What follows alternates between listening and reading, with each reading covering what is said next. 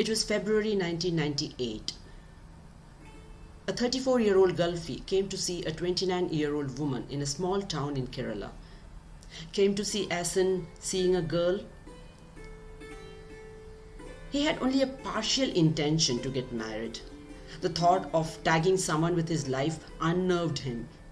The anxiety of dragging her through whatever injustices life might hand him in future made him want to abandon all ideas of married life and spend his life in happy bachelorhood. The woman was reluctant to get hitched too. She had already seen more than a handful of disastrous alliances falling in the ditch in front of her eyes. Fear apart, the idea of staying in love with the same man for a lifetime baffled her. She was certain that no man in the world could keep her heart aflame for a long time, or vice versa. In her view, couples were bound to get bored, no matter how amorous their beginnings were. An ardent believer of the 7-year itch, she evaded the prospect of marriage for long. But those were also times when parents held substantial sway in their adult children's lives. They could still get their offspring to succumb to psychological blackmails and fervent requests. Perhaps they knew that all that was needed was an emotional nudge and their wards would consent. Thus the unwilling Gulfi came to see the reluctant girl. The goalposts of their unfettered lives couldn't be pushed further. They had come to the point of meeting each other, finally. So what was common between the two? Nearly nothing. The only interest they shared was a love of Hindi songs. And the girl had never wanted to go abroad, least of all to the Gulf. So they wavered, totally uncertain of their mind.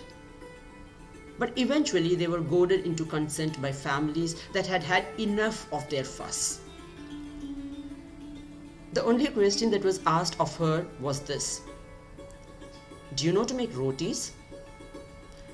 And the only question that was asked of him by the girl's father was this: "Will you take her with her and not leave her behind like other Malayalis?" When the answers were made in the affirmative, sweetmeats were exchanged. Now, Gulfis on vacation are men in a hurry, so the wedding had to be solemnized before the vacation ended. There was barely enough time for the boy and the girl to even know each other's favorite colors. Imagine that. They were walking blindfolded into something they equally loathed, not knowing the whys and wherefores. Was it a leap of faith or courage, or sheer audacity? One can't say with certainty. But it was destined to happen, and all the objections fell away. So be it, they said, completely clueless of where they headed. To be married 12 days later, on the 18th of February, they met on 14th to make wedding purchases with the families. "It's Valentine's Day today," she said suddenly, to quell the awkward silence between them when they found themselves alone. "What's Valentine?" he asked. She stared at him incredulously. "Didn't you know Valentine?" It's the name of a saint." He nodded, looking confused. It was an endearing moment of sheer innocence. He didn't ask her anything further, nor did she elaborate. There were no roses, no chocolates. There were no stolen glances either. Their first Valentines thus passed unpretentiously.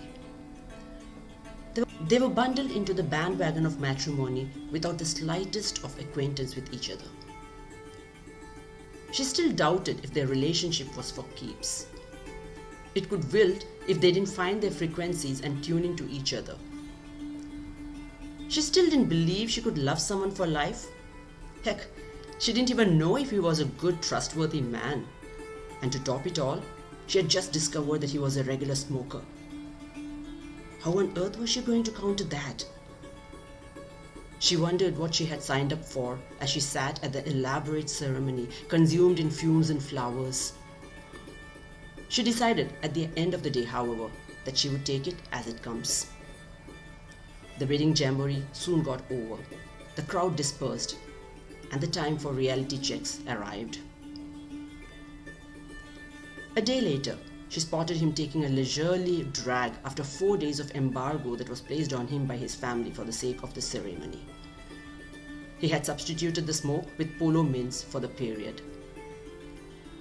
The sight filled her with dread. She swallowed hard before mustering the courage to speak. She had to tell him now, or it would be never. She walked up to him, calculating all odds in her head, and said, I don't like the smell of cigarettes. It makes me dizzy. She walked up to him, calculating all odds in her head, and said, I don't like the smell of cigarettes. It makes me dizzy. She had almost added, Can you stop smoking? But held her tongue. She had seen nasty men who flared up for flimsy things and flung things on the wall. She knew men who would have no orders taken from their wives. What would this man do? She figured that what he said next will determine the mood of their marriage. She waited, not knowing what to expect. Oh, does it? He asked. And in the blink of an eye, he flicked the butt away. There was no hullabaloo nor hype. No ceremonial declaration of any kind. No agreement made. He did it as casually as he would have flicked a fly on his arm. Happy? He asked. She smiled, happy in the knowledge that she was safe in the stranger's hands. To cut a long story short, it was the last time he ever smoked. The word quitting found a new meaning in her life that day. 23 years on, the man still doesn't know if the V-Day is on the 16th or 12th of February. 14th, he must be reminded. They exchange neither roses nor gifts, nor go out on dinners even now. Ceremonies and rituals aren't his cup of tea. Neither hers now. As for her, she could never determine what would make for a perfect gift for him. No present in the world can equal that cigarette flicking act of that day. So she never tried to do the charade. The woman who once thought that people couldn't stay in love with the same thing or person for long has now mended her thoughts. Today, she loves all that she sees around her unconditionally. She believes in the law of love and thrives in its vitality. And in this undying love she has for the world and for the man in her life, she sang this song yesterday. A song with ups and downs, falls and foibles, glitches and stitches, like their conjugal ride of 23 years. बड़े अच्छे लगते हैं ये धरती, ये नदियाँ, ये रहना और तुम.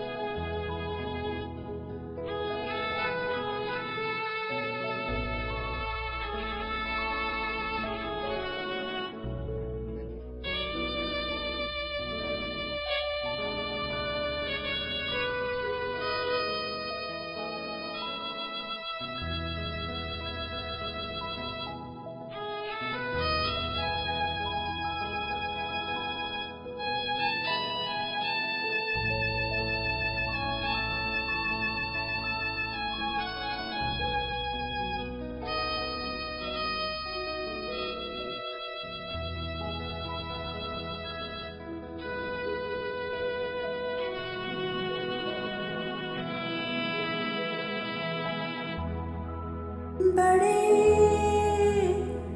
अच्छे लगते हैं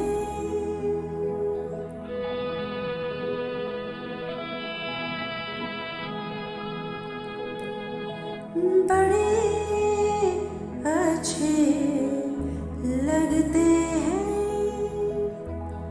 क्या ये धरती, ये नदियाँ, ये रहना और तुम बड़े अच्छे लगते